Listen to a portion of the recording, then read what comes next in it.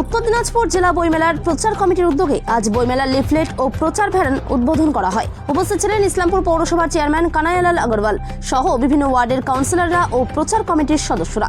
বিধান রোডের সামনে এই প্রচার ভ্যান ও লিফলেটের শুভ উদ্বোধন করেন ইসলামপুর পৌরসভার চেয়ারম্যান কানাইয়ালাল আগরওয়াল।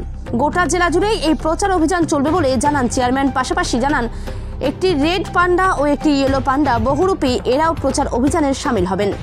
যে কোনো জিনিস করলে প্রচারটা আগে দরকার। প্রচারটা না যদি হয় তাহলে মানুষ জানতেই পারবে না, জানতে না পারলে মানুষ আসবে কী করে। সেই কারণে বইমেলা সাব কমিটির মধ্যে একটা প্রচার সাব কমিটি আছে। প্রচার সাব কমিটির কাজই হলো যে কীভাবে প্রচারটা ঘনভাবে প্রচারটা যেন করা যায়, যে মানুষ যেন মানুষের মুখস্থ হয়ে যায় যে 1 জানুয়ারি থেকে বইমেলাটা হচ্ছে। এখানে এবার বইমেলাটা আকর্ষণীয় করার জন্য আলোকসজ্জা তো আমরা করেছি, পাশাপাশি আমরা চিন্তা করেছি যে ভিতরে মেলার গ্রাউন্ডের ভিতরে সেমিনার তো প্রত্যেকবারই হয়, এবারও আমরা সেমিনার করছি। ওখানে সাংস্কৃতিক অনুষ্ঠান হচ্ছে, রোজই সাংস্কৃতিক অনুষ্ঠান হবে। কিছু আমরা বহিরাগত শিল্পী নিয়েও আসবো, আবার যারা আমাদের স্থানীয় শিল্পীরা আছেন ওনারাও ওখানে সাংস্কৃতিক অনুষ্ঠান করবেন। পাশাপাশি ওখানে আমরা কিছু, যেহেতু ঠান্ডার দিন আছে, মানুষ যেন এসে একটু ফুড স্টলও যেন থাকে লিমিটেড, কেন বইমেলায় তো প্রথম আকর্ষণ হলো বইয়ের দোকান।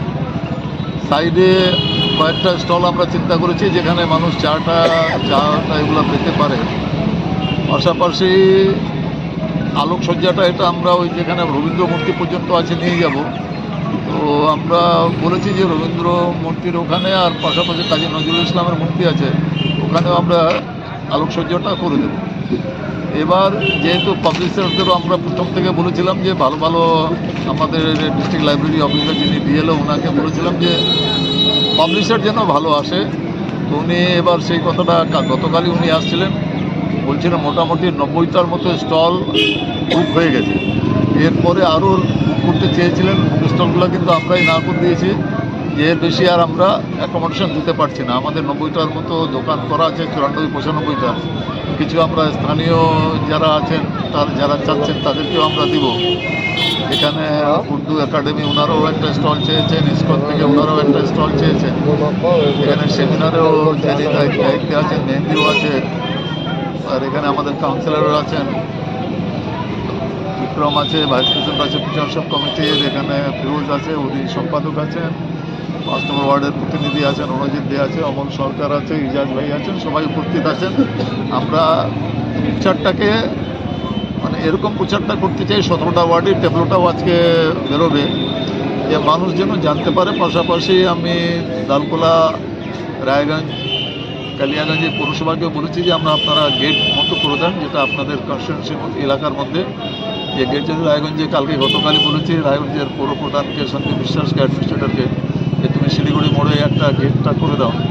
এই হিসাবে চাচ্ছি গোটা জেলায় প্রচারটা হোক, তাতে ইসলামপুর বইমেলাটা এবার যেন বইও ভালো বিক্রি হোক এবং সবাই আনন্দ উপভোগ করুক। যেহেতু দিনটা 1 জানুয়ারি থেকেই আছে, আর 1 জানুয়ারি যেটা উদ্বোধন, এবার আমরা চিন্তা করছি যেহেতু স্কুলগুলো বন্ধ আছে, মানে উদ্বোধনের দিন একটা বড় মিছিল ইসলামপুরে হয়, তো সেটা আমরা হাই স্কুল মাঠেই সবাই জমা হব। এখান থেকে আমরা বনিকটি হাউসের পাশ দিয়ে আবার ময়দানে আমরা যাব। তো এই মানে মিছিলটাতেও যেন লোকজনের বেশি অংশীদারি থাকে, সেই ব্যাপারটাও আমরা দেখব। আপনাদের মাধ্যমে প্রচারটাই করব, আপনাদেরকে বলবো আপনারাও প্রেসে যারা আছেন আপনারাও প্রচারটা করুন যে আপনারা সবাই বইমেলায় আসুন, বইমেলায় বই পড়ুন, বই পড়ার লোককে বই কিনুন, তাতে এই মেলাটা সমাপ্তকরণে একটা মেলাটা সফল হবে।